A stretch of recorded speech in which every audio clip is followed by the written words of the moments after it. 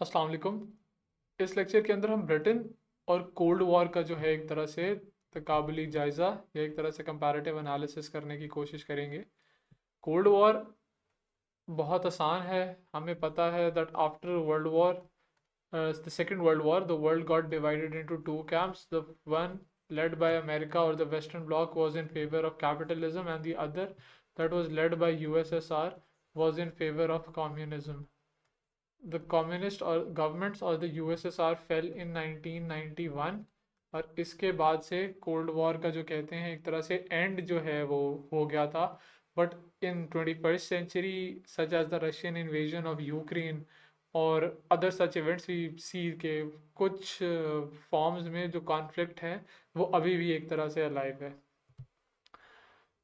इसका कोई क्वेश्चन इस तरह से मेरी नज़र से अभी तक नहीं गुजरा पास्ट पेपर्स के अंदर, बट स्टिल आई थिंक ये इवेंट्स जो मेजर इस दौरान हुई ये आपको पता होने चाहिए। It would help you in a lot of other questions as well, ताकि आप एक तरह से क्रोनोलॉजिकली देख सकें कि जो ब्रिटेन का पोस्ट वर्ल्ड वॉर वन के बाद जो दुनिया में रोल, वर्ल्ड वॉर टू और वर्ल्ड वॉर वन के बाद जो दुनिया में रोल रहा है उसमें कौन से मेजर एक्शंस थे, कौन से मेजर ऐसे प्रोग्राम्स थे या फिर कौन सी अदर मेजर ऐसी इंस्टीट्यूशंस थी जिसमें ब्रिटेन ने जाके कंट्रीब्यूट किया है और what was her place in the world at those particular points. That's why I included this lecture.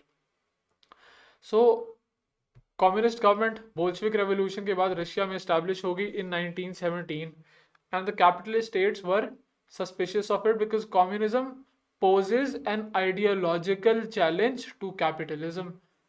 Ab Roosevelt, who was the American president after his death in 1945, because Roosevelt was not very aggressive against Stalin or the communist regimes, but Harry Truman was, who was the president after Roosevelt. That uh, and the suspicions of Truman were confirmed at the Potsdam Conference. The Potsdam Conference was called in order to decide the question of Germany, because Germany was divided into four zones after the Second World War.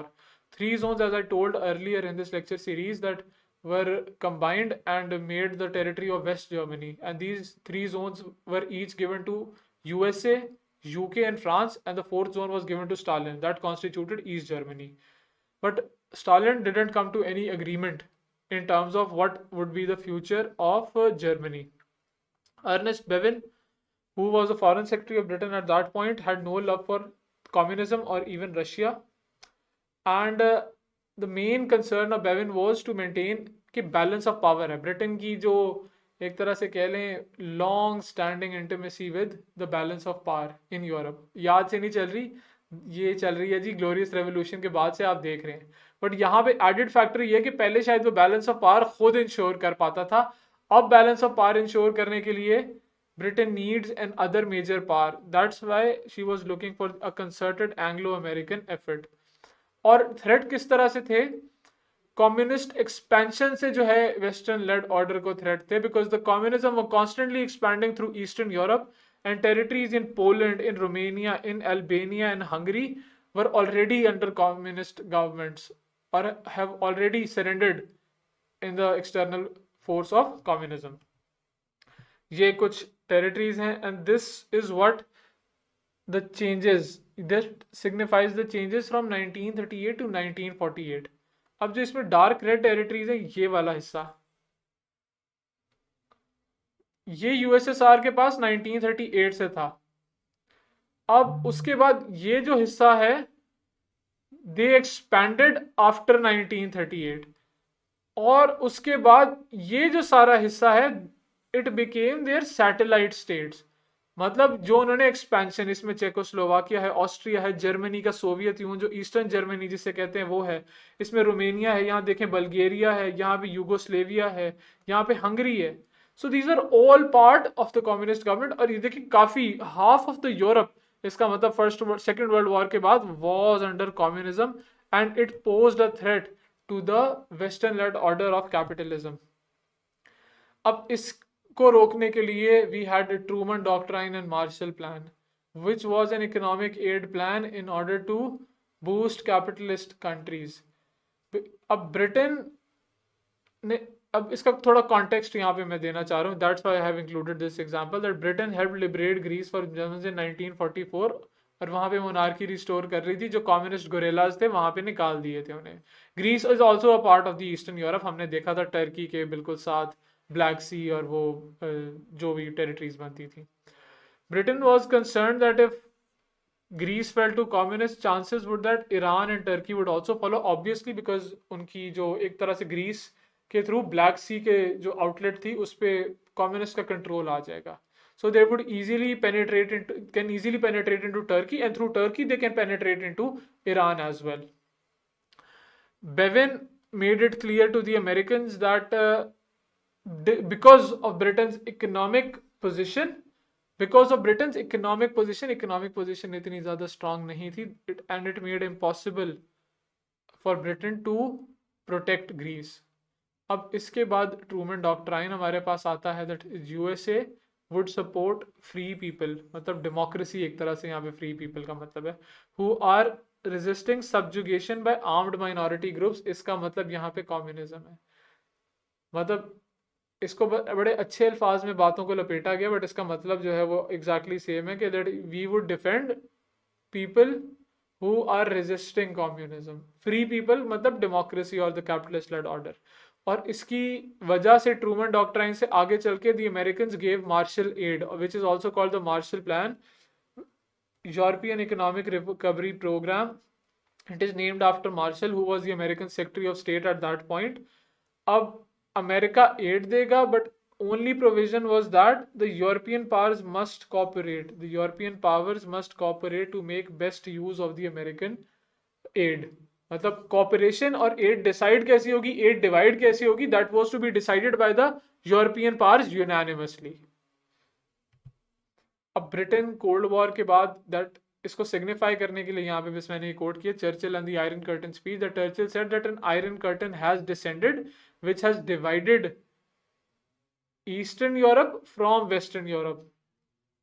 These are two territories from Stettin in the Baltic to Trieste in the Adriatic, and Iron Curtain has descended across the continent.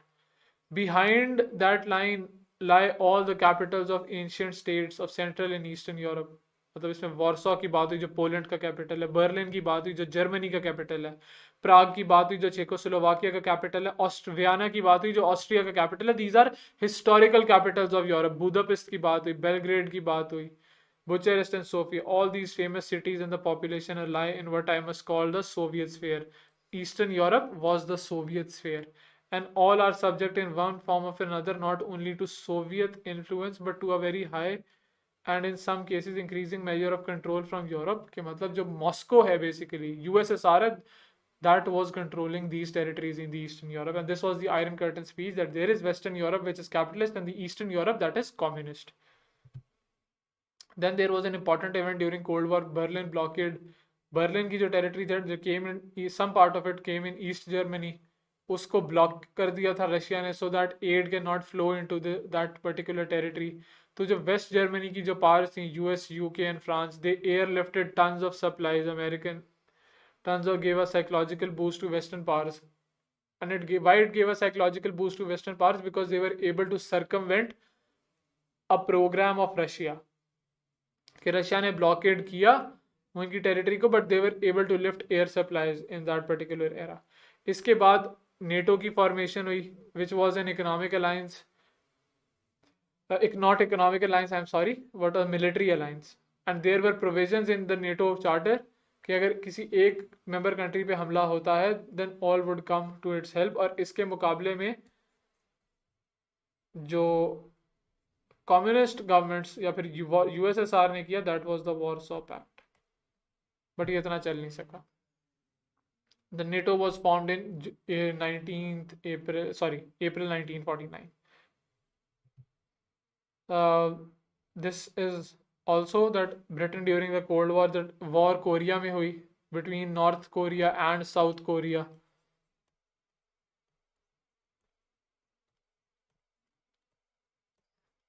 The main importance of the war that it gave a setback to her economic recovery. जो Britain की economic recovery थी, again because Britain got involved in the help of South Koreans, तो again जो उसकी economic recovery Aahista Aahista चल रही थी, that again assumed a backward position.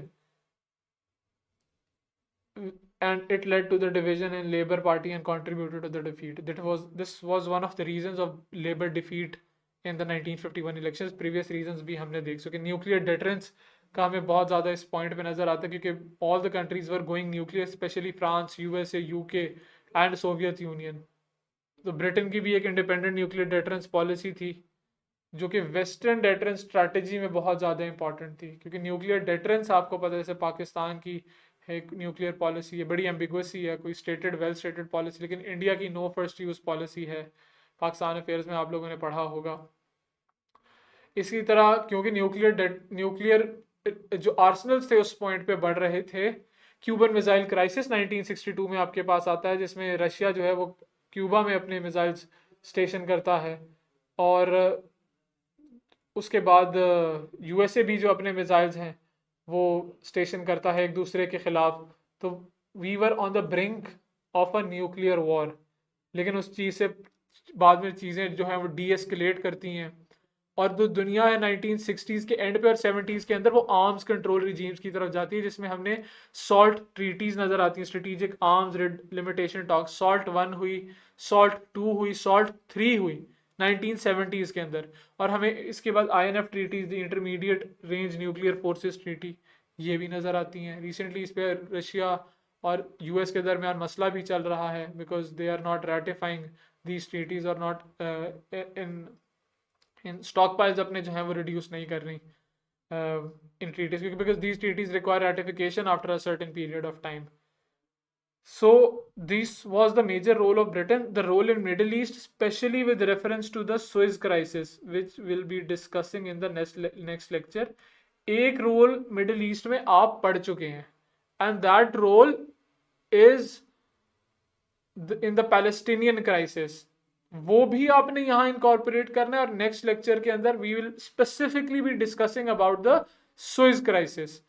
What was the Suez crisis, how Britain and France were involved, and how Britain suffered humiliation in the Suez crisis at the hands of Jamal Abdel Nasser, who was the leader or the Egyptian president at that particular point. So this was the lecture, and it was mainly delivered to fill your knowledge gaps, and it would also help you in building knowledge base for the next lecture and also for the previous lectures, such as the previous question in the lecture, previous question that we discussed in the next previous lecture about Britain's decolonization, and the question that is Britain's policy subservient to the US line of action. So until the next lecture, Allah Hafiz.